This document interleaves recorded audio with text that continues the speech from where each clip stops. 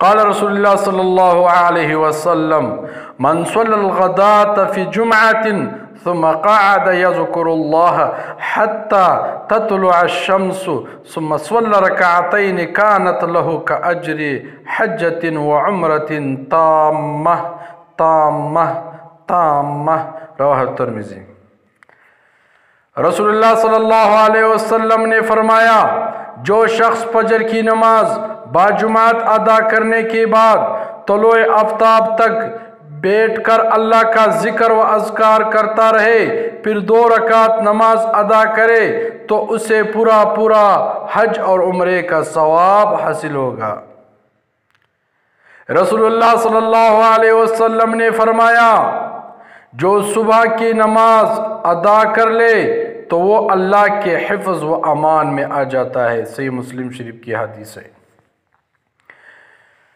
رسول اللہ صلی اللہ علیہ وسلم نے فرمایا، جو بندہ اپنے گھر سے مسجد کے لیے نکلتا ہے تو اس کے ہر قدم پر 10 نیکیاں لکھی جاتی ہے، اور مسجد میں بیٹھ کر نماز کا انتظار کرنے والا گویا مسلسل نماز پڑھ رہا ہوتا ہے، یہاں تک کہ وہ اپنے گھر کو لوٹ جائے۔ ارشاد باری تعالی ہے، نماز کو قائم کرے آفتاب کے ڈلنے سے لے کر رات کے تاریکی تک، اور فجر کا قرآن پڑھنا بھی یقیناً فجر کی وقت کا قرآن پڑھنا حاضر کیا گیا ہے۔ سورۃ اسراء۔ رسول اللہ صلی اللہ علیہ وسلم نے فرمایا، وہ شخص ہرگز جہنم میں نہیں جائے گا جو طلوع آفتاب سے پہلے اور غروب آفتاب سے پہلے نماز پڑھ لے، یعنی فجر اور عصر کی نماز۔ تو میرے پیارے دوستو، رسول اللہ صلی اللہ علیہ وسلم نے فرمایا، 7 سال کے بچے کو نماز سکھاؤ اور 10 سال کے بچے کو نماز نہ پڑھنے پر مارو، سزا دیو۔ کپڑے خراب کا بہانہ بنا کر نماز نہ پڑھنے والے جب کسی شادی یا پروگرام پر جانا ہو 10 منٹ میں کپڑے تیار ہو جاتے ہیں۔